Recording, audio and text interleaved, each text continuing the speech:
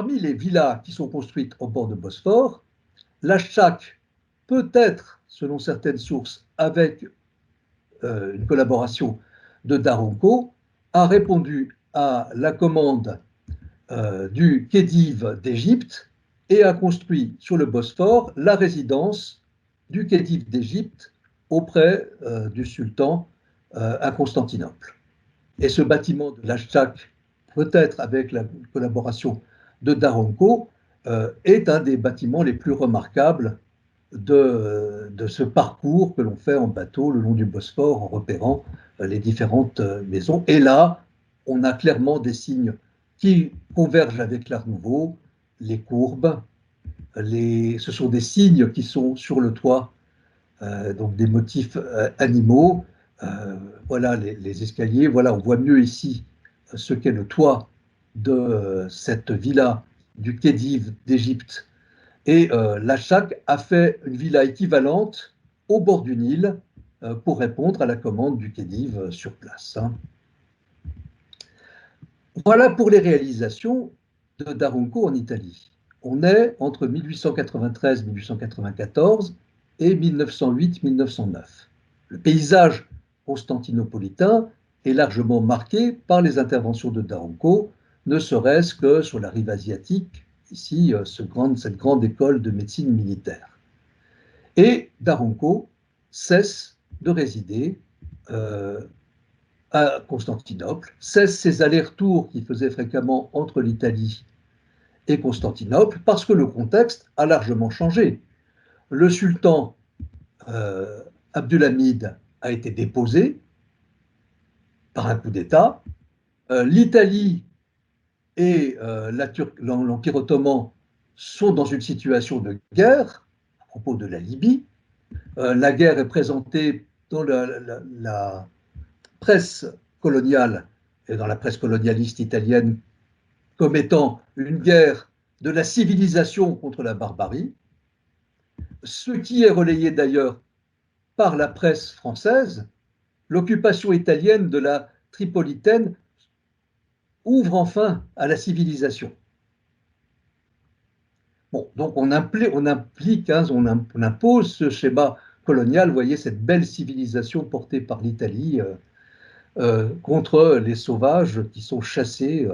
Bon, évidemment, ça ne facilite pas la coopération italo-ottomane et pas mal d'Italo-Levantins, pas mal de ressortissants italiens doivent quitter l'Empire ottoman et se réfugier en Italie. On fait des manifestations de bienfaisance pour les aider en 1912 ici à Ancône. Revenu en Italie, Daronco a beaucoup produit. Et ce qu'il a produit est pas en grande partie, non, pas du tout. Au contraire, en petite partie restée parce qu'il a beaucoup travaillé pour des expositions temporaires. Ce qu'il a fait qui a le plus duré, ici c'est Udine, la capitale du Frioul, avec la place centrale de cette capitale. Vous voyez ici le château en hauteur. Il faut se retourner pour voir l'autre côté de la place, derrière la statue qui rappelle la paix de Campo Formio signée par Bonaparte. On voit l'ancienne loge municipale qui avait été faite par un architecte qui s'appelait le Lionel, qui est en style vénitien. On est dans la terre ferme vénitienne. Voilà le municipio, l'hôtel de ville ancien, à côté duquel on a demandé à Daronco, voilà l'état qu'il y avait avant son intervention, de construire un nouveau bâtiment municipal, un nouveau municipio que vous voyez maintenant derrière, et qui doit en quelque sorte englober l'ancien. Et là encore, cette capacité de Daronco à dialoguer, qui jouait sur la façon dont il dialoguait pour ses fontaines avec l'Empire ottoman, avec la culture ottomane, fonctionne aussi dans un dialogue avec la culture vénitienne. L'Art nouveau de Daronco dialogue de façon équivalente avec la tradition italienne et avec la tradition ottomane. Alors le bâtiment du municipio, le bâtiment du palais communal de Udine, qui a été étudié là aussi par Madame Barilari, On peut se demander ce qu'il a d'art nouveau, parce que quand on voit la façade avec les colonnes, ça a plutôt l'air néoclassique. Et on se dit, où est l'art nouveau là-dedans? Où est l'art nouveau qui a englobé dans quelque chose de classique l'ancien palais vénitien? Voilà l'élévation de Daronco. On le trouve, mais il faut chercher de façon un petit peu insistante, en s'éloignant de la façade. En allant par exemple alors, vers l'escalier, peut-être un peu, mais surtout vers les toits. Parce que quand je regarde les toits du palais communal de Houdinier, je vois ces têtes à l'angle, je vois des choses qui ne sont pas sans évoquer, là encore, des phénomènes de convergence, ce qui a été fait sur les toits à Riga par l'architecte Art Nouveau Eisenstein, le père du cinéaste. À peu près en même temps, là encore, on a des phénomènes de convergence qui ne s'expliquent pas que par des phénomènes de diffusion. Euh, Daronco, et je crois que les travaux qui ont été faits sur lui ont beaucoup joué là-dessus, est enfin reconnu actuellement dans le Frioul, à Houdinier en particulier, comme une des grandes figures culturelles de l'histoire du Frioul, avec le peintre Tiepolo et avec la photographe Tina Modotti, qui avait été une photographe révolutionnaire, qui avait pas mal travaillé au Mexique. Et on a transformé l'ancienne halle aux poissons en centre photographique dédié à Modotti. Alors je vous ai dit, beaucoup de choses ont disparu parce que beaucoup de choses de ce qu'a fait Daronco après son retour en Italie ont été faites pour des expositions temporaires.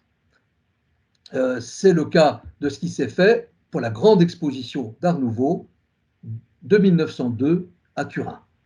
En 1902 à Turin, une énorme exposition rassemble ce que l'Europe fait en Art Nouveau, y compris les architectes belges, y compris les architectes français, et c'est Daronco qui est chargé de faire le pavillon central, cette espèce de tambour très orné avec des grandes figures, des grandes statues monumentales.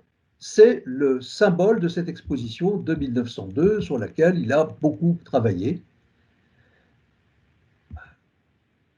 Il a été détruit, mais il en reste une masse de photographies, et il reste aussi, en plus de ces photographies, vous voyez la taille des statues, vous voyez le côté chargé.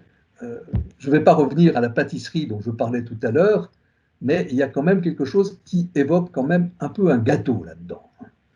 Et donc, des ouvrages d'architecture, des cartes postales, c'est le cœur de cette exposition de 1902, c'est le vestibule d'honneur, c'est sur quoi, dans les différents ouvrages portant sur l'architecture décorative moderne, on insiste le plus. Daronco a vraiment poussé au bout ce côté très décoré qu'il pouvait y avoir, cet amas de décoration dans ce bâtiment central de l'exposition de 1902. À mon avis, il peut y avoir quelque chose qui peut être comparé à l'esthétique des décors de cinéma qui émergent à peu près au même temps.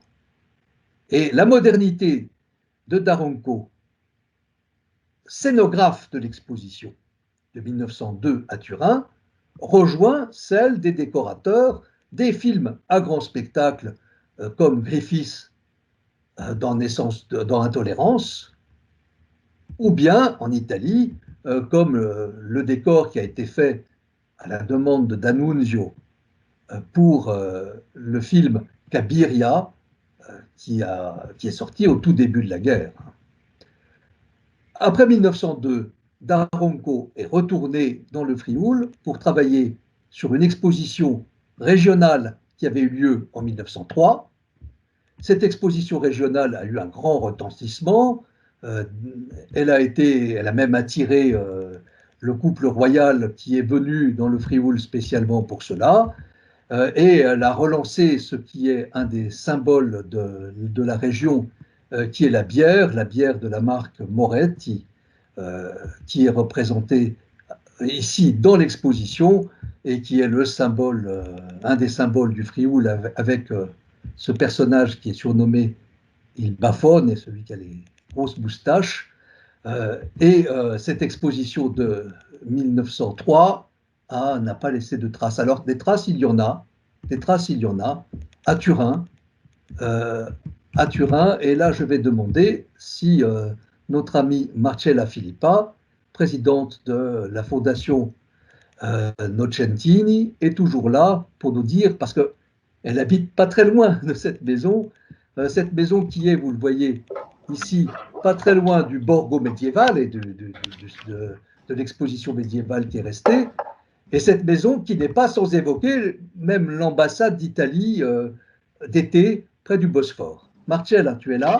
Oui, je suis là. Bonsoir à toutes et à tous.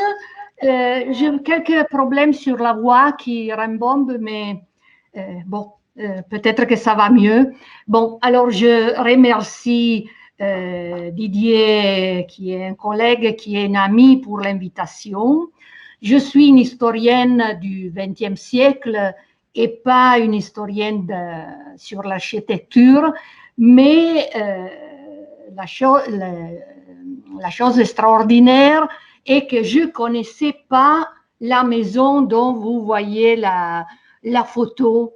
Et c'est Didier qui me l'a fait connaître. C'est étonnant parce que certaines fois, on connaît le monde et on ne connaît pas ce qu'il y a voisin. Je dis seulement ça. J'habite pas loin de la maison de Iavelli d'Aronco